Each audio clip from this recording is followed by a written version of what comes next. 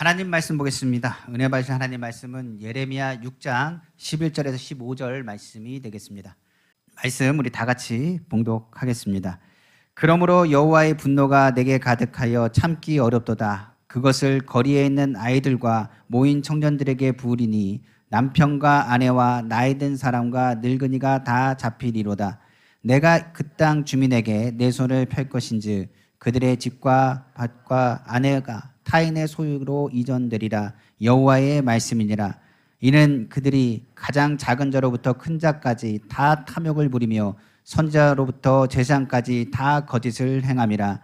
그들이 내 백성의 상처를 가볍게 여기면서 말하기를 평강하다 평강하다 하나 평강이 없도다. 그들이 가증한 일을 행할 때 부끄러워하였느냐? 아니라 조금도 부끄러워하지 않을 뿐 아니라 얼굴도 붉어지지 않았느니라. 그러므로 그들이 엎드러지는 자와 함께 엎드러질 것이라. 내가 그들을 벌하리니 그때 그들이 거꾸러지리라. 여호와의 말씀이니라. 아멘. 저는 오늘 여러분과 함께 예레미야 6장 11절에서 15절 말씀을 가지고 하나님을 분노케 하는 것이란 제목의 말씀으로 은혜 나누고자 합니다. 주님의 분노의 때가 가깝습니다. 진노할 때가 가깝습니다. 그러므로 믿는 사람들은 이 시간에는 뭐 해야 되느냐? 깨어 기도해야 할 때요. 무엇보다 회개하여 돌이킬 때라는 것을 우리는 분명하게 알아야 되는 것입니다. 그러므로 우리에게 주님은 말씀하십니다. 왜 이 하나님을 분노케 하는 죄에 대해서 설명하고 있을까요? 오늘 이것을 확실히 알아야 됩니다. 왜냐하면 성경에 말하기를 이 죄가 하나님을 분노케 하는데 이 죄가 어떤 것을 알아야 우리는 그것에서 벗어날 수 있고, 두 번째는 바로 죄에 대해서 더 이상 뭐하지 못하게 하기 위함이라 핑계치 못하게 하기 위한 것을 우리는 알 수가 있는 것입니다. 그러므로 오늘 하나님을 분노케 하는 죄가 있다면 이 시간에 벗어버려야 됩니다. 그리고 하나님 분노케 하는 것이 무엇인지를 오늘 깨달아서 더 이상 하나님을 분노케 하는 일이 우리 삶 가운데 일어나서는 안 될 것입니다.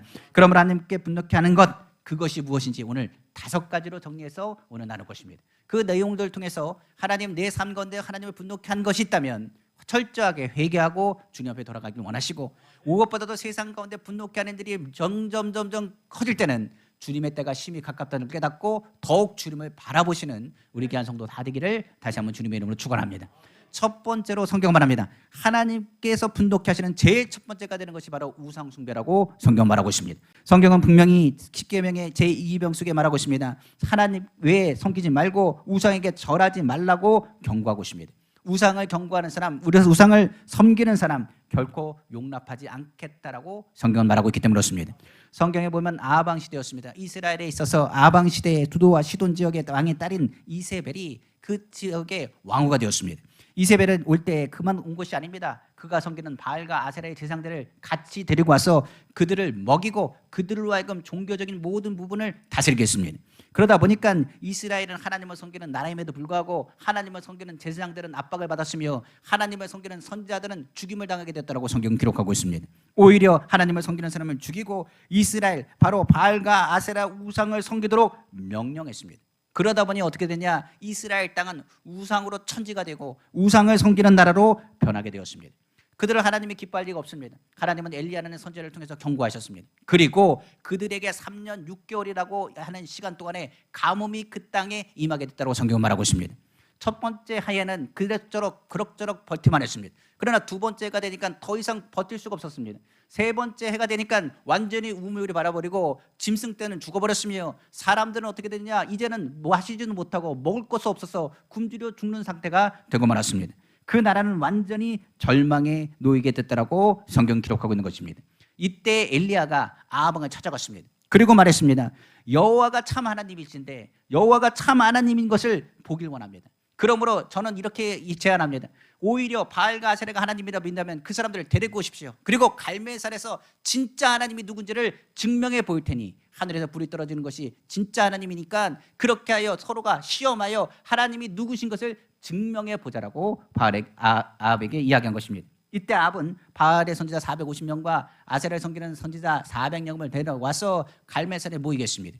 그리고 나서 제단을 준비하게 하고 그걸 통해서 누가 하나님인 것을 증명해 보이려고 모였습니다. 엘리야는 혼자였습니다. 엘리야 주변에 그를 따르는 사람이 없었습니다. 오히려 그를 따르다가 위험할 수 있다 생각해서 엘리야를 따르는 사람이 없었습니다. 엘리야는 그러나 당당하게 말했습니다. 두 제단을 세우십시오. 그리고 이야기하기를 하나님이 진짜가 누군지를 여러분들이 보길 원합니다. 그 자리에 이스라엘 모든 국민들이 모였습니다. 엘리야는 강하게 얘기했습니다. 정말 하나님이 누군지 모르겠습니까? 여러분들을 선택하십시오. 엘리야의 하나님, 바로 우리의 하나님이 하나님이십니다라고 생각하면 이쪽에 서시고, 바알과 아세라가 하나님이라고 생각하시면 저쪽에 서시라고 얘기했습니다. 그런데 이스라엘이 어떻게 했느냐? 하나님도 섬겨야 되겠고, 그리고 바알과 아세라도 놓칠 수가 없었습니다. 오히려 그들은 얘기합니다. 모든 복에 대한 땅의 복은 바알과 아세라가 준다라고 착각하고 있었습니다. 그래서 성경에 보니 그들은 결정하지 못하고 주춤하는 우유부단한 모습을 보이고 있는 것을 확인할 수 있습니다. 엘리야가 그 자리에서 이렇게 얘기합니다. 뭐라고 하느냐? 두 제단 사이에서 이러지도 못하고 저러지도 못하고 침묵하여 서 있는 그들을 뒤로 한 채 외치기 시작했습니다. 이제부터 각을 떠서 장작을 세우고 그 위에 누가 하나님인지, 그 위에 불을 떨어뜨리는 자가 하나님이니 우리가 그것을 보길 원한다라고 외쳤습니다. 그리고 바알 선지자에게 말했습니다. 너희가 수가 많으니까 너희가 먼저 하라. 그리고 하늘에 불이 떨어지면 하나님이라. 바알이 하나님이라. 그러니 불이 떨어질 때까지 우리가 보겠노라. 그러니 너희 하나님을 부르라고 얘기했습니다. 바알의 선지자가 450명이 그 자리에 제단 앞에서 장작을 놓고 소를 각을 떠서 바알을 향해 기도하기 시작했습니다. 바알이여 불을 내려주옵소서, 불을 내려주옵소서라고 이야기했습니다. 그러나 성경은 말합니다. 우상은 눈이 있어도 보지 못하며 귀가 있어도 듣지 못하며 소가 있어도 냄새 맡지 못하는 것이 우상입니다. 우상은 아무것도 할 수 없는 것이 바로 우상인 것을 우리는 알아야 되는 것입니다. 무엇보다도 그 우상은 아무것도 들을 수가 없고 아무것도 역사할 수 없는 것이 바로 우상입니다. 그래서 아무리 외쳐봐도 아무 반응이 일어나지 않았습니다. 엘리야가 저녁이 되어서 그들을 향해서 말했습니다. 이젠 내 차례라. 하나님이 누구인 것을 보게 될 것이라고 외치기 시작했습니다. 그리고 제단 앞에 나와서 엘리야는 하늘을 향해서 기도했습니다. 하늘에 계신 하나님, 천지와 만물을 창조하신 하나님, 바로 내가 이 일어나는 것은 하나님의 뜻을 행하기 위함이요 하나님을 쫓아 행하는 것을 알게 하게 함이라. 하나님이 하나님됨을 그들로 하여금 알게 하여 주옵소서. 이스라엘로 하여금 회개하게 하시고 돌이키게 하여 주옵소서. 여호와여 응답하여 주옵소서. 불을 내려주셔서 하나님이 하나님인 것을 그들로 알게 하시고 이스라엘로 하여금 다시금 회개하여 돌아오게 해달라고 외치기 시작했습니다. 그 외침과 함께 하늘에서 불이 떨어졌습니다. 그리고 불이 떨어져 순식간에 물조차 하나 남기지 않고 핥아 사라지게 되었다고 성경은 말하고 있습니다. 순식간에 이스라엘은 하늘에 불이 떨어진 걸 통해서 하나님이 하나님인 것을 깨닫게 되었습니다. 그들은 외쳤습니다. 여호와 하나님이 진정한 하나님이시다. 하나님 외에 여호와 외에는 다른 하나님이 없다라고 외치기 시작했습니다. 그리고 그들은 외치며 엘리 앞에 나갔습니다. 엘리야는 얘기했습니다. 바알을 섬기는 450명의 제장 한 명도 빼놓지 않고 그 자리에 잡아 죽이라고 말했습니다. 그리고 기손 시대가에 내려가 그들을 직접 칼로 쳐 450여 명이 되는 바알의 선지자가 그 자리에서 죽임을 당했다고 성경은 기록하고 있습니다. 그리고 나서 제장을 친 엘리야가 갈멜산 꼭대기로 올라갔습니다. 그리고 하나님 앞에 기도하기 시작했습니다. 7번이나 엎드려 기도하기를 이제 하나님 그들을 멸했습니다. 이제 하나님 은혜를 베풀어 주옵소서. 하늘에 비를 내려주셔서 그들로 하여금 하나님이 누구인가를 그들로 하여금 확실히 보여달라고 외치기 시작했습니다. 그렇게 외쳤더니 하늘에 갑자기 손바닥만한 구름이 나타났습니다. 그리고 나서 3년 6개월 동안의 가뭄은 온데간데 사라지고 하늘에 비가 내려준과 동시에 모든 가뭄은 해결되고 비로소 땅은 열매를 맺었다라고 성경은 기록하고 있는 것입니다. 우리가 여기서 기억할 것이 있습니다. 우상에 대한 부분들이 우리 삶 가운데 얼마나 많이 모여 있는지 모르겠습니다. 그러나 우상을 제거하지 않고서는 하나님은 우리에게 복을 주지 않습니다. 비를 언제 내리시느냐? 우상을 제거한 후에 하나님께 외쳐야 그 비가 우리 가운데 내리게 되는 것입니다. 우리는 확실히 알아야 될 것입니다. 성령의 불도 이와 마찬가지입니다. 우상을 제하지 않고 하나님을 의지하지 않으면 성령의 불이 그 가운데 내리지 않는다는 것을 우리는 알아야 됩니다. 어떤 분들이 이렇게 얘기합니다. 나는 성령의 충만함을 받고 싶습니다. 하나님 방언으로 기도하고 싶습니다. 하나님의 놀라운 은혜를 체험하고 싶습니다. 성령 충만하고 하나님의 역사를 나타내고 싶습니다라고 고백한 사람이 있습니다. 그러면 제일 먼저 해야 되는 게 뭔지 아십니까? 집안에 있는 우상부터 정리하셔야 됩니다. 그 집을 갔더니 뭐가 있느냐? 부적이 아직도 붙어 있습니다. 그 집에 갔더니 뭐가 있느냐? 아직도 희한한 형상을 가진 우상들이 그 집안에 가득 있습니다. 그러면 제가 뭐라고 하느냐? 이것부터 제거하셔야 됩니다. 그 우상을 제거하지 않고서는 하늘에 불이 떨어지지 않습니다. 하늘에 불이 떨어지려면 하나님만을 바라보고 오직 하나님만을 섬기겠다는 믿음의 자세가 있어야 엘리야 같이 엘리야 하나님처럼 불이 그 가운데 떨어지게 되는 것입니다. 그러므로 우리가 신앙생활할 때 철저하게 우상 숭배에 대한 것을 거절하고 회개해야 하나님의 분노가 떨어지고 떨어져 나간다는 것을 우리는 알아야 되는 것입니다. 우상 숭배는 나라를 멸망시키는 지름길이 됩니다. 우리나라도 정통 문화 복구라는 이름으로 우상이 많이 세워지고 있습니다. 미신과 굿하는 것을 오히려 즐거워하는 사람들도 있습니다. 그러나 이 모든 것은 하나님을 분노케 하는 것입니다. 제가 어느 중학교를 갔더니 아직도 당군 신상을 세워놨더라고요. 그런데 신상을 세우는 걸 떠나가지고 말하기를 당군이 우리나라의 역사적인 처음 시작 아닙니까? 라고 얘기하는 사람들, 그리고 오히려 거기서 절을 하도록 이야기하는 학교들도 제가 들은 적이 있습니다. 그런데 이것은 우상숭배입니다. 아이들 교육과 상관없이 나라를 망하게 하고 우상을 바라보게 하는 잘못된 교육 방식입니다. 그러니까 미신을 숭상하고 죄를 회개해야 되는 그 부분에서 죄를 회개하지 못하고 오히려 그것을 방치하는 것은 하나님이 기뻐하지 않는다는 이야기입니다. 우상숭배, 미신 더하여 점치는 행위 같은 것, 이 모든 것은 하나님이 굉장히 싫어하시는 일입니다. 그러나 요즘에 드라마나 영화나 TV 같은 경우에는 타로와 각종 점치는 것이 가장 흔하게 이야기하는 대목입니다. 오늘날도 믿는 사람들조차도 연초가 되면 뭐라냐, 점치러 간다고 말합니다. 그리고 걸리면 뭐라냐, 얼굴도 빨개지지 않습니다. 말하길 뭐라냐, 재미로 한번 쳤답니다. 우리가 항상 보면 그렇습니다. 걸리면 뭡니까? 재미로 그랬습니다. 그냥 심심해서 그랬습니다. 그리고 그냥 넘어가려고 하는 사람들의 모습을 발견할 수 있습니다. 그러나 그렇지 않습니다. 하나님은 그런 부분을 어떻게 하시냐, 기뻐하지 아니하신다고 말하고 오히려 이것을 통하여 하나님은 분노하신다고까지 기록하고 있다는 사실입니다. 한번 성경 보겠습니다. 예레미야 6장 15절에 그들이 가증한 일을 행할 때, 이 가증한 일은 우상숭배입니다. 그들이 가증하게 일을 행하는 그 일에 부끄러워했느냐 말합니다.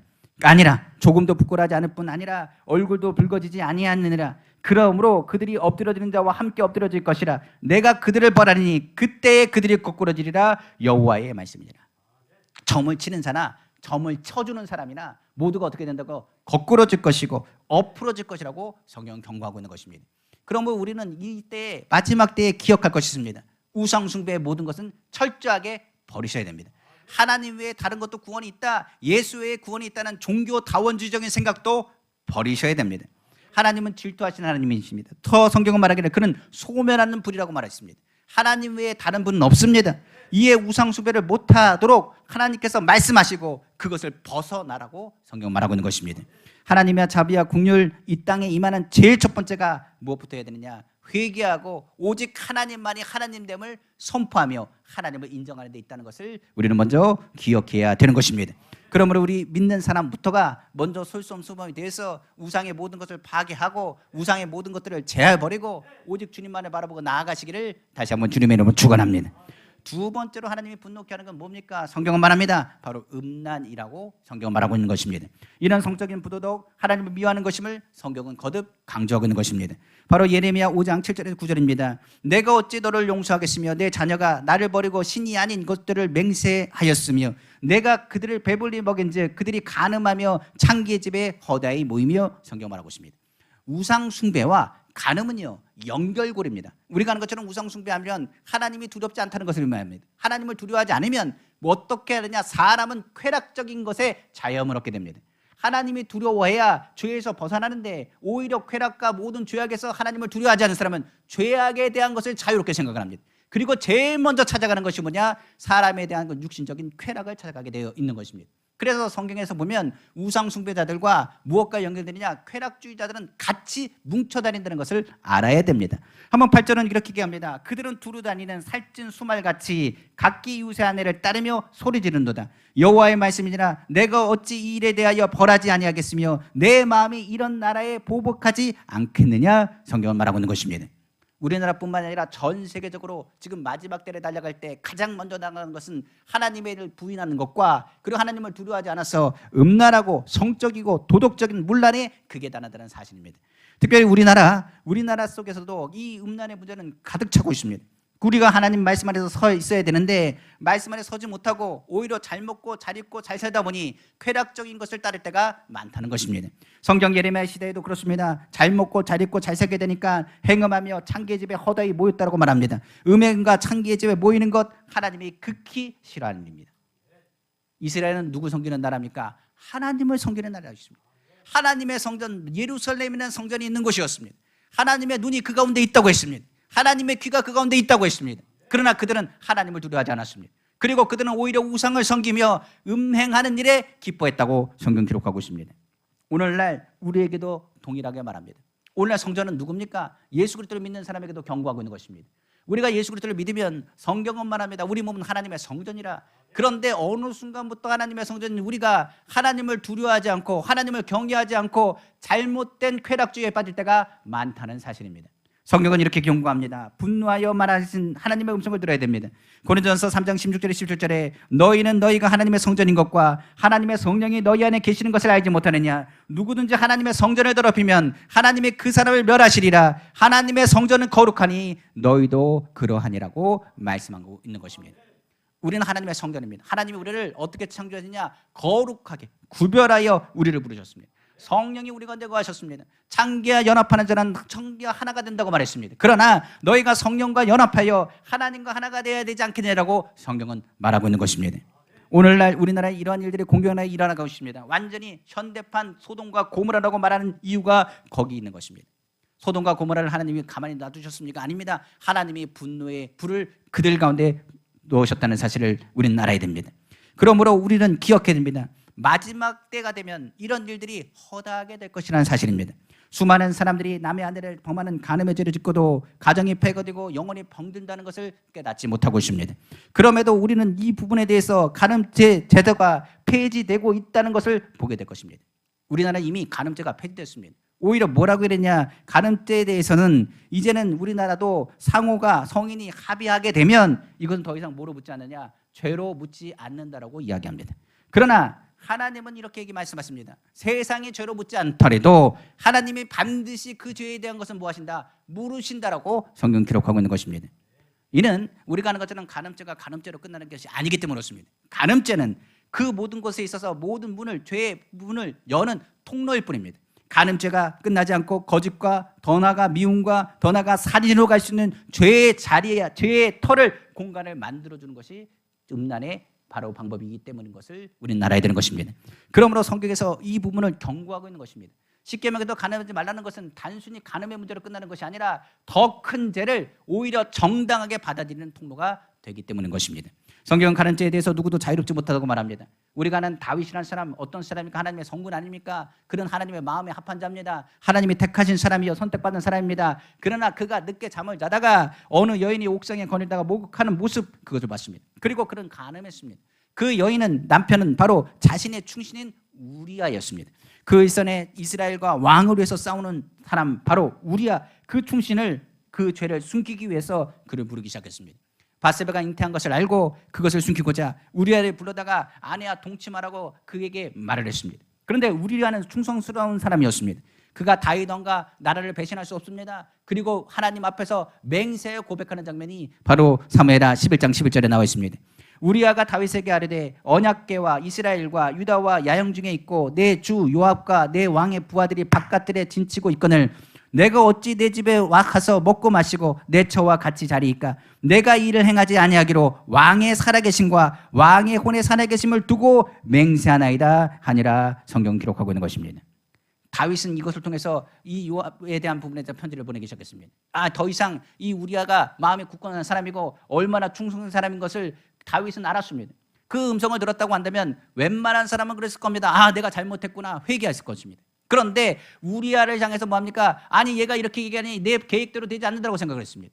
그리고 오히려 더 화를 내면서 요압에게 편지를 썼습니다. 그를 최정방으로 보내서 죽게 만들라고 편지를 쓴 것입니다. 요압은 그 말에 순종했습니다. 그리고 우리아는 최정방 앞에 나가 싸우기 시작했습니다. 그리고 적의 하살에 맞아 죽게 되었다고 말합니다. 그 뒤에 다윗이 우리아의 죽음에 대해서 어떻게 말한지 아십니까? 뻔뻔하게 말하기 시작했습니다. 이렇게 말했습니다. 사람이 전쟁에 나가면 칼에 죽을 수도 있는 것이고 창에 죽기도 하는 것이지 사람이를 어찌 알 수 있겠는가라고 이야기했다고 말합니다. 그러니까 그의 얼굴이 하나도 변하지 않고 말하기를 당연히 어쩔 수 없는 거지, 전쟁에서 죽는 것이 전쟁 아닌가, 죽을 때도 있고 살 때도 있고 피할 때도 있는 건 아니겠는가, 안타깝다라고 하고 그 이야기가 끝나게 됩니다. 그리고 나서 곧장 어떻게 하는지 아십니까? 바세바에 들어가다가 자기 아내를 삼았다고 성경은 말하고 있습니다.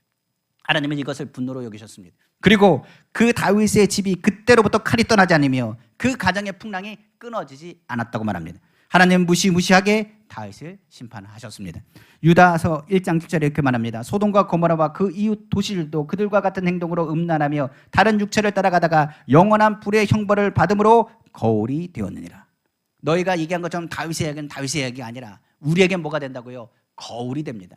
소돔과 고모라는 소돔과 고모라의 일로 끝나는 것이 아니라 우리에게 뭐가 되느냐? 거울이 됩니다. 우리의 삶에는 성경에 있는 말씀의 진노의 분노의 이야기의 징계는 우리에게 뭐가 되느냐? 하나님의 징계하심이 얼마나 무서운가에 대한 거울이 될 수 있다는 사실입니다. 우리가 얘기한 것처럼 오늘날 가늠한 자를 그냥 놔두겠느냐? 아니다라고 말합니다. 개인이나 가정뿐만 아니라 모든 것을 파괴하는 모든 것의 시작이 되는 것이 음란이요, 이 간음에 대한 것, 이 부분에 대해서 오늘 하나님도 경고하고 있는 것입니다. 오늘날 이 죄악은 더 큰 죄악을 낳았습니다. 우리가 좀 그냥 죄악으로 넘어가는 것이 아니라 동성애 문제까지 밝혀지게 된 것입니다. 로마서 1장 27절이죠. 그와 같이 남자들도 순리대로 여자 쓰기를 버리고 서로 향하여 음욕이 부릴 듯하며 남자가 남자와 더불어 부끄러운 일을 행하여 그들의 그릇 때문에 상당한 보응을 그들 자신이 받았니라 성경 말하고 있습니다. 동성애를 통해서 퍼지는 것이 에이즈라고 말합니다. 근데 문제가 되는 것은 언론 보도에 의하면 다른 나라들은 에이즈라는 병이 점점 줄어들고 있는 추세인데 우리나라는 오히려 증가하고 있다고 말합니다. 이것은 뭘 얘기하느냐? 무분별한 성적인 타락의 지표가 될 뿐만 아니라 그 성적인 타락의 지표는 하나님 분노와 심판의 때가 가까운 지표가 될 수도 있다는 사실입니다. 이에 성경은 말합니다. 이 죄악의 쾌락의 첫 번째 단계는 그 단추부터 잠그지 않고서는 그 죄는 뻗어갈 수밖에 없습니다. 그것에서 빨리 회개하고 돌이키는 것이 좋습니다. 하나님의 징계가 임하기 전, 그 하나님의 분노가 쏟아지기 전 빨리 돌이켜서 회개하고 회복할 수 있도록 기도하고 돌이키는 것이 중요한 것입니다. 그러므로 믿는 자들은 오히려 회개하고 자복하며 잘못된 일의 길을 걸었던 사람은 속히 돌이키기를 다시 한번 주님의 이름으로 축원합니다. 세 번째로 하나님을 불의케 하는 것은, 분노케 하는 것은 바로 불의함에 있습니다. 하나님의 분노는 불의한 곳에 쏟아진다고 성경 기록하고 있습니다. 하나님 불의함에 분노하십니다. 불의를 회개하고 하나님의 의를 따르라고 성경은 거듭 강조합니다. 하나님은 공의 하나님이십니다. 그렇기 때문에 하나님은 반드시 공의로서 심판하신다고 성경은 말하고 있습니다. 하나님이 가장 싫어하는 것, 우리가 하는 것처럼 우상숭배도 싫어하십니다. 그리고 음란도 싫어하시지만 뭘 더 싫어하시냐? 불의함을 더욱더 싫어하신다는 것을 알아야 됩니다. 예레미야 5장 1절입니다. 너희는 예루살렘 거리로 빨리 다니며 그 넓은 거리에서 찾아보고 알라. 너희가 만일 정의를 행하며 진리를 구하는 자를 한 사람이라도 찾으면 내가 이 성읍을 용서하리라고 성경은 말하고 있는 것입니다. 하나님은 말합니다. 누구 찾으냐? 공의로운 사람, 정의로운 사람. 오늘날로 따지면 누가 신령과 진정으로 예배하는 사람을 오늘 찾으십니다. 하나님은 예배자를 찾으시는데 한 명이라도 누구야? 예루살렘에서 그 동산, 그 지역을 돌아다니며 넓은 거리를 돌아다니며 한 명이라도 진짜 예배자를 찾아봐라. 그리하면 내가 용서하겠다고 하나님께서 말씀하셨습니다. 그러나 그들은 찾지 못했습니다. 예레미야는 찾지 못했습니다. 성경은 뭐라기를 심판하시기 전 하나님은 그냥 심판하지 않습니다. 무엇을 얘기하느냐? 지금 영적인 상태가 어떤지 공의를 생각하고 진실하고 사랑하는 사람이 있다면 그것의 심판을 더디하시는 분이 하나님이신 것입니다. 성경에 소돔과 고모라 멸망의 적은 아브라함에게 말합니다. 내 사랑하는 자에게 내가 이 일들을 숨기겠느냐? 이 소돔과 고모라를 멸망하시겠다는 하나님의 음성을 아브라함이 듣습니다. 그리고 나자 아브라함이 말했습니다. 하나님, 그러면 의인 50명으로 인하여서 혹시 있다면 그 성을 무너뜨리는 것이 옳습니까? 그 50명이라도 있으면 그 성을 좀 건져주시면 되지 않겠습니까? 라고 물었습니다. 그랬더니 하나님께서 의인 50명이 있다면 멸하지 않겠다고 말했습니다. 그러자 하나님께 다시 한번 간구하기 시작했습니다. 그러면 5명이 빠져서 45명이라도 그 성을 멸하시겠습니까? 라고 물었습니다. 그러자 45명이라도 내가 멸하지 않겠다고 말했습니다. 그러자 한 번 더 물었습니다. 하나님, 그러면 40명이 있다면 그를 멸하시겠습니까? 물었습니다. 그때 또한 말씀하셨습니다. 40명으로 인하여 내가 그 성읍을 멸하지 않겠다고 말했습니다. 그러자 다시 묻습니다. 감히 하나님께 묻습니다. 30명이라도 어떻게 안 되겠습니까? 묻습니다. 그때 30명의 의인이 있다도 내가 그 성을 멸하지 않겠다고 말했습니다. 그러자 또 한 번 말했습니다. 다시 한 번 강구했습니다. 그럼 의인 20명으로라도 멸하실 수 없겠습니까? 라고 물었습니다. 그때 20명이 있어도 내가 멸하지 않겠다고 말했습니다. 그때 또 한 번 물었습니다. 이제 진짜 마지막으로 내가 구하겠습니다. 노하지 마옵소서. 주여, 하나님 구하옵나이다. 만약 의인 10명이 있다면 멸하지 아니하시겠습니까? 그랬더니 하나님께서 말씀하시길 의인 10명만 있어도 멸하지 않겠다고 생각했습니다. 아브라함을 생각해도 그러지 않습니까? 조카 롯이 있고 롯의 아내가 있을 것이고 두 딸들이 있을 것이고 분명히 결혼한다고 했으니까 두 사위도 있을 것이고 사위 쪽 친척 중에 그리고 또 시댁 쪽에 사람들이 또 있을 것이고 그리고 종들도 있을 것이고 롯이 혼자가 아닌 종들도 있을 테니까 최소한 10명은 되지 않겠다라고 생각을 했습니다. 그게 웬일입니까? 성경을 보니까 소돔과 고모라는 의인 10명이 없어서 무너졌습니다. 그런데 예루살렘 성전관리 보십시오. 오늘 본문에 보니까 의인 몇 명이 없다고요? 한 명이 없어서, 예배자 하나가 없어서 예레미야의 말처럼 그 성읍은 무너지게 됐습니다. 우리가 아는 것처럼 예수님께서도 성전에 들어가셨을 때 무엇을 보시지 않습니까? 그 불의함을 보셨습니다. 성경에 보니까 성전에 돈과 가축을 매매하는 자들이 있고 돈을 환전한 자들이 있었습니다. 하나님께서 기도하는 그 성전을, 성경은 말하기를, 예수님께서 말씀하시기를 강도의 소굴로 만들었다 분노하시며 그 돈 바꾸는 그 상자를 집어 던지셨다라고 성경은 기록하고 있는 것입니다. 그 때문에 하나님의 분노를 일으키는 것이 불이라는 것을 우리는 알아야 됩니다. 그럼 우리는 기억해야 됩니다. 하나님, 그러면 불의한 길을 가지 않으려면 어떻게 해야 됩니까? 정의로 실천해 나가려면 어떻게 해야 됩니까? 옳은 길을 가려면 나는 어떻게 해야 됩니까? 라고 물을지 모르겠습니다. 그래서 성경은 이렇게 얘기합니다. 너희는 이방인이 구하는 것으로 살지 말아라. 너희는 먼저 그 나라와 그 일을 구하라. 그리하면 이 모든 것을 너에게 더하신다는 말을 기억하라고 말씀하고 있습니다. 예를 들어 세상에서 사업을 하면 사람들은 얘기할 겁니다. 뭐라 그러느냐? 사업을 잘하려면 불의와 타협하라고 이야기합니다. 그래야 사업을 잘할 수 있다고 이야기하는 사람들이 있을지 모르겠습니다. 그러나 불의와 타협한다고 해서 잘 되느냐? 성경은 말합니다. 불의와 타협하지 말랍니다. 너희가 먼저 그 나라와 그 일을 구하면 하나님께서 어떻게 하신다고요? 더하여 주신다고 약속하셨습니다. 그러니까 하나님의 공의는 그렇습니다. 세상에 잘못된 것을 우리가 모르느냐? 우리가 압니다. 그것과 타협하지 말라는 것입니다. 잘못된 것과 타협하지 말라고 성경은 기록하고 있는 것입니다. 하늘과 땅을 지으신 하나님께서 너희가 하나님이 더하신다는 말을 들었는데도 불구하고 하나님의 공의를 따르지 않는다는 것은 굉장히 어리석은 일이라. 너희가 믿음을 가졌다면 하나님이 더하신다는 걸 바라봐야 되지 않겠느냐라고 성경은 말하고 있는 것입니다. 그럼 우리에게 이렇게 질문할 수 있습니다. 하나님, 그러면 공의로운 길은 어떻게 가야 된다는 것입니까? 우리가 세상과 타협하지 않으려면 어떻게 해야 됩니까? 라고 물을 수 있습니다. 우리가 사업하기 전, 무술을 하기 전 우리는 뭘 합니까? 기도를 합니다. 그럼 뭐라고 기도하느냐? 하나님, 이것을 하나님 기뻐하십니까? 하나님, 예수님이라면 어떻게 하셨습니까? 이런 일들이 다가왔을 때 예수님이라면 어떻게 하셨습니까? 예수님, 이 일들이 공의롭고 정의로운 일이라면 예수님께서 말씀하신 것입니다. 이것을 하라고 할 것입니다. 그러나 우리의 양심의 자리에서 이것이 불의하다는 것을 알았다고 한다면 우리의 양심은 어떻게 할까요? 주님의 음성으로 하지 말라는 것을 듣게 될 것입니다. 그러므로 무엇이 의고 무엇이 불의인 것은 바로 예수님만 어떻게 하셨을까 질문에서부터 시작됩니다. 성령은 바로 우리가 불의한 곳에 거하지 않고 하나님의 복된 삶 가운데 거하기를 원하신다는 사실입니다. 불의를 벗어나는 것이 하나님의 긍휼을 얻는 것이고 불의를 벗어나는 것이 하나님의 복의 통로를 여는 것입니다. 음란이 죄의 통로를 여는 것이라면 반대로 하나님 앞에 불의에서 벗어나 하나님의 의를 구하는 것이 하나님의 복의 통로를 구하는 것입니다. 예수님께 물어보고 주님의 마음에 평안함을 주셨을 때는 그 일은 누가 책임지는가? 주님이 책임집니다. 그 일은 누구의 일이냐? 나의 일이 아니라 주님의 일이 되기 때문인 것입니다. 네 번째로 성경 말합니다. 하나님을 분노케 하는 것은 바로 교만에 있다라고 성경 말합니다. 교만은 은혜를 버리고 하나님 생각과 계획을 무시하는 어리석은 행동입니다. 교만은 모든 죄의 시작이요, 교만은 사탄의 속성입니다. 우리가 아는 아까 얘기한 음란이나 우상숭배나 불의가 뭐에 기반이 되느냐? 바로 교만에서부터 이제 기반이 됩니다. 음란한 사람이 처음부터 음란하겠습니까? 나는 할 수 있다라고 생각합니다. 그래서 교만하여 무너지고 넘어지는 것입니다. 우상숭배도 그렇습니다. 내가 내 마음에 나오는 이기적인 것이 만들어낸 것이 바로 우상이에요. 그리고 불의도 그렇습니다. 내가 내 선택을 하며 불의한 것을 선택한 그 모든 것도 교만에서 기록된 것입니다. 그래서 하나님 앞에서 최악의 죄가 되는 것이 바로 교만입니다. 교만은 마귀의 속성이요, 하나님께 버림받는 속성이며 마가가 아담이 마귀의 깨움을 받아 하나님같이 되려고 하다가 쫓겨난 죄가 바로 교만이라고 성경은 기록하고 있는 것입니다. 그래서 이 교만을 제거하라고 말합니다. 하나님의 영광을 자기가 취하는 것, 하나님 분노하십니다. 성경은 하나님이 하나님됨을 나타내 보이라고 말하고 있습니다. 그렇기 때문에 설교 시간에 가장 안 좋은 설교가 뭐냐? 내가 이렇게 했습니다. 그 말이 제일 안 좋습니다. 그리고 많은 사람들이 간증할 때 그 간증하는 얘기 그렇습니다. 간증은 하나님께 영광 돌리는 것입니다.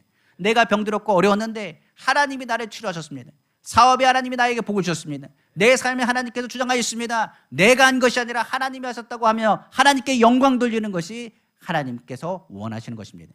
그러나 많은 사람들이 일이 잘 되고 모든 것이 잘 풀려지면 많은 사람들에게 얘기합니다. 누가 했다고요? 내가 했다는 얘기들을 많이 할 때가 많이 있습니다.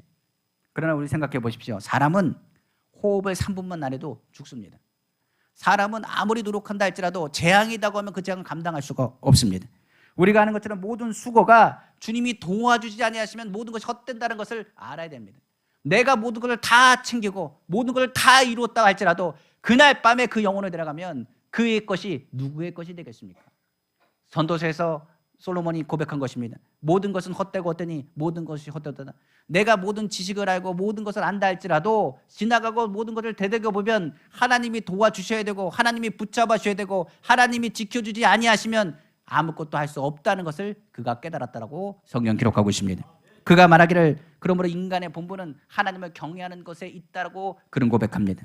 우리가 항상 주님을 섬기고 나가지만 우리의 지식이나 우리의 지혜와 우리의 총명과 이 모든 것이 주님의 주시고 도와주시지 아니하시면 모든 것이 헛되고 헛되다는 것을 우리는 알아야 되는 것입니다. 성경은 말하기를 교만은 패망의 선봉이요 거만한 마음은 멸망의 앞잡이라고 이야기하고 있는 것입니다. 우리는 스스로 자신의 모습을 낮추는 법을 배워야 됩니다. 다윗이 언약궤가 들어왔을 때 그의 옷이 벌거벗길 정도로 뛰었습니다. 그랬더니 그 아내가 말합니다. 왕의 체신을 좀 지키소서. 어떻게 이 몸이 옷이 다 벗겨지고 부끄럽지 않습니까? 어떻게 그렇게 왕이 그렇게 할 수 있습니까? 말했습니다. 그랬더니 다윗이 이렇게 얘기했습니다. 그런 말 하지 말아라. 나는 내가 춤추는 것은 누굴 위해서 추는 것이라 하나님 앞에서 추는 것이라. 내가 이보다 더 낮아지고 더 낮아지고 더 낮아지더라도 하나님 앞에서는 더 낮아지기를 원한다라고 고백한 것이 다윗의 고백이었습니다. 우리가 주님의 하신 말씀이 있습니다. 내가 한 것이 아닙니다. 누가 했다고요? 하나님이 하셨습니다. 한번 돌이켜 보십시오. 사업도 우리가 사업을 해서 일으켰냐? 아닙니다. 하나님이 도와주시 아니하시면 사업을 할 수 없습니다. 직장도 그렇습니다. 하나님이 지켜주지 아니하시면 그 직장에 내가 있을 거라고 생각합니까? 아니요. 세상은 무섭습니다. 그 풍랑이 불 때 흔들릴 수밖에 없는 것이 우리의 삶이라고도 볼 수 있습니다. 그러니 하나님이 지켜주시고 때에 맞게 은혜를 베푸지 아니하시면 사업이든 직장이든 환경이든 바람이 불면 욥의 이야기처럼 순식간에 무너질 수밖에 없는 것이 인생임을 알아야 됩니다. 성경 그러므로 하나님 앞에 더욱 겸손해지라. 하나님께 겸손하지 않고 자기가 있다고 얘기하면 헤롯이 하나님의 음성이다 신의 음성이다 말에 자기가 영광을 취하다가 충이 나타나서 그를 갉아먹은 것처럼 곧 즉시 충이 나타나 그를 갉아먹은 것처럼 그의 영광은 한순간에 사라진다는 사실을 기억하시기를 주님의 이름으로 축원합니다. 그러므로 늘 자신을 돌아보고 하나님께 감사와 영광 돌리는 성도가 되기를 간절히 소망합니다. 마지막으로 성경에서는 하나님을 분노케 하는 것에 대해 이야기합니다. 바로 탐욕이 하나님을 분노케 한다고 기록하고 있는 것입니다. 욕심이 잉태한 즉 죄가 장성한 즉 사망에 이른다고 말했습니다. 저는 이렇게 합니다. 욕심이 나쁘다고 생각하지 않습니다. 그러나 욕심이 어떻게 하는 건 과하면 그것이 뭐가 되면 넘쳐버리면 그건 뭐가 되느냐? 죄가 된다는 사실입니다. 성경은 말합니다. 이 탐욕이 돼버리면 그때부터는 하나님을 보던 사람도 하나님을 못 봅니다. 하나님의 음성을 듣던 사람도 이 탐욕이 들어가면 하나님의 음성을 듣지 못합니다. 그리고 그들이 가는 길에 대한 분별력도 떨어집니다. 욕심이라는 것, 이 탐욕이 돼버리면 이에 대해서 죄를 회개할 기회마저도 놓치게 된다는 사실을 기억해야 됩니다. 탐욕은 어떻게 했느냐? 성경은 말합니다. 거짓을 말하는 선지자 제장들의 이야기를 통해서 우리에게 오늘 설명하고 있습니다. 탐욕은 거짓으로 하나님의 음성을 말하고 거짓으로 욕심에 의해서 하나님의 음성을 듣지도 못하면서 하나님이 이렇게 하셨다고 자기의 유익을 구하는 자의 음성이라고 말합니다. 그러니까 탐욕에 가득 차면 자기도 모르게 뭐 한다고요? 거짓말하고요. 탐욕에 가득 차면 자기도 모르게 하나님의 뜻이라고 말하면서 사람들을 괴롭히기 시작합니다. 그리고 성경에 말하길 거짓된 평강을 주장하면서 결과적으로 그들을 지옥불로 인도하는 자가 될 것이라고 성경은 경고하고 있는 것입니다.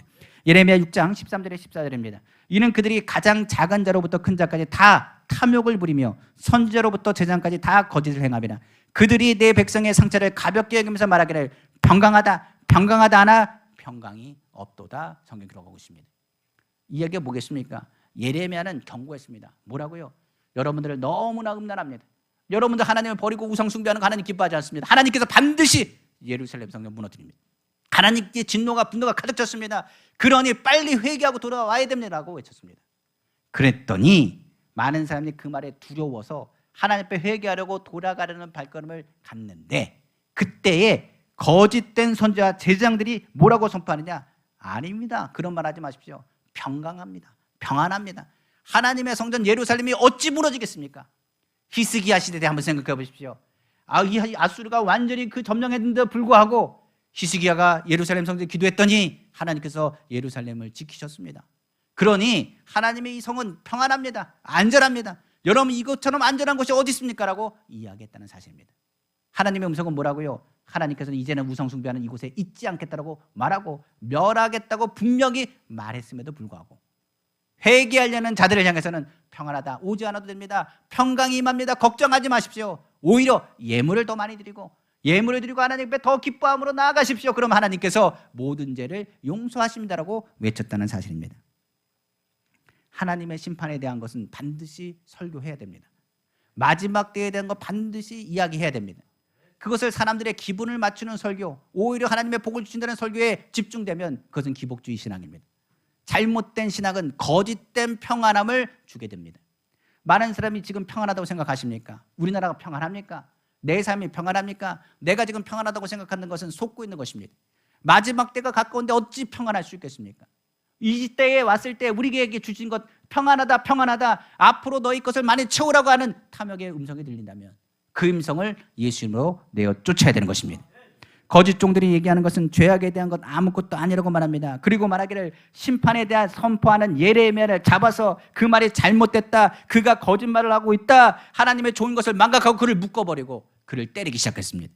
예레미야에게 말합니다. 뭐라고 말하냐? 너는 어찌하여 거짓말하느냐? 하나님의 성전이 어떻게 무너지느냐? 하나님께서 이 축복된 성전을 약속하셨는데 너가 어찌 성전을 무너뜨리느냐? 신성 모독이라고 해요. 오히려 예레미야를 죽이려 했던 것이 제사장이요, 그 거짓 선지자들이었다는 것을 성경 기록하고 있는 것입니다. 제사장은 율법을 모릅니까? 잘 압니다. 선지자는 하나님의 음성을 못 들었습니까? 들었던 사람들이었습니다. 그러나 그 앞에 뭐가 붙습니까? 참이 아니라 거짓이라 들은 것은 거짓된 평안함을 평안함이라 말하며 많은 이들에게 복과 함께 탐욕적인 마음을 심어주었기 때문인 것입니다. 이에 많은 사람들이 예레미야 음성에 회개하러 갔다가도 그의 말을 듣고 죄악을 깨닫지 못하고 회개할 기회마저 놓치게 되어서 이스라엘은 결국은 비참할 정도로 무너지게 된 것입니다. 그러면 우리는 탐욕이 무엇인지를 점검해 봐야 됩니다. 탐욕은 뭡니까? 나에게 그릇이 있습니다. 그런데 그 그릇을 넘치는 것을 뭐라고 하느냐? 탐욕이라고 합니다. 나에게 분량이 있습니다. 분수에 넘어서 행동하는 그것을 뭐라고 하느냐? 탐욕이라고 합니다.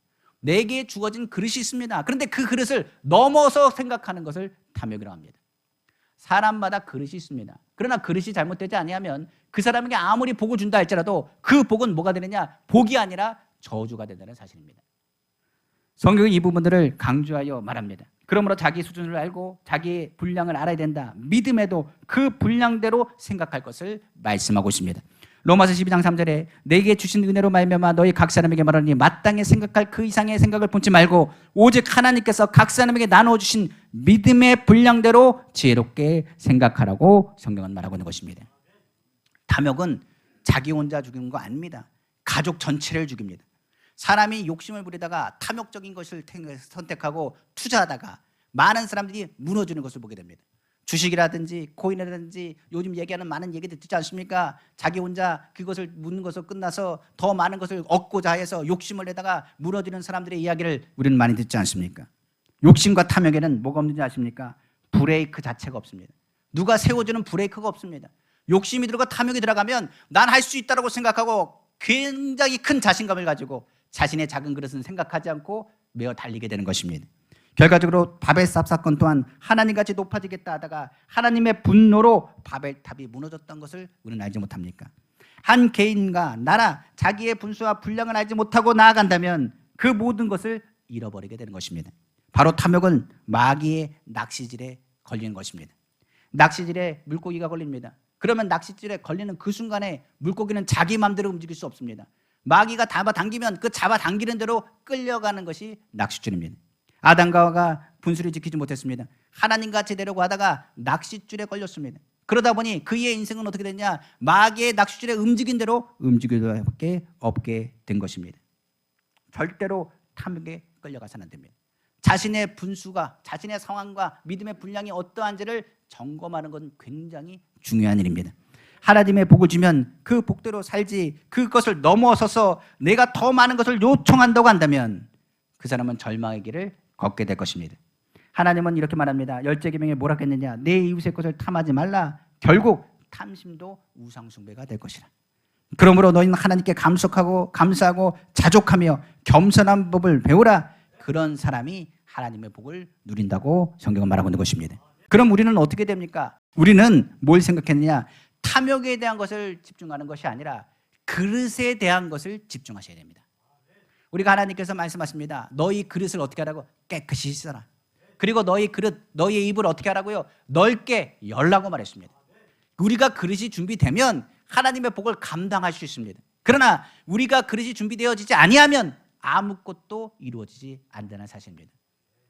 아이들이 그래서 뭐 해야 된다고요? 공부해야죠. 공부하면 공부할수록 뭐가 됩니까? 그릇이 넓어집니다. 그냥 욕심을 가지고 내가 백만장자가 될 거야, 내가 무엇이 될 거야, 무엇이 된다고 해서 그게 이루어진 것이 아닙니다. 그것을 위해서 세상과 타협한다면 그것은 오히려 분수에 넘치는 일을 하게 되는 것입니다. 자신에게 그것을 감당할 능력의 그릇이 필요한 것입니다. 그래서 신앙생활에서는 지하에 달려가지 않도록, 불의에 빠지고 탐욕에 흔들리지 않도록 믿음의 분량에 맞게 그릇을 넓혀 달라고 기도하셔야 됩니다. 신앙은 그래서 그릇을 넓히는 과정이라고 말하게 되는 것입니다. 자, 그러면 말씀 마치겠습니다. 오늘 하나님을 분노케 하는 5가지에 대한 것을 빠르게 이야기 드렸습니다. 첫 번째, 아까 얘기한 건 우상숭배입니다. 하나님 외에 다른 분 없습니다. 하나님 외에 있는 것이 있다면 집 아래에 있는 모든 것을 버리십시오. 부적이라든지 잘못된 형상을 가지고 있다면 그것을 집에 놔두지 마십시오. 하늘에 성령의 불이 떨어지는 것은 그것을 제할 때 떨어집니다. 오직 자기 집안에 그런 것이 있다면 그것은 불태워버려야 됩니다. 우상숭배의 모든 찌꺼기들은 가정에서나 집안에서나 버리시기를 권면합니다. 두 번째, 음란은 음란으로 끝나지 않습니다.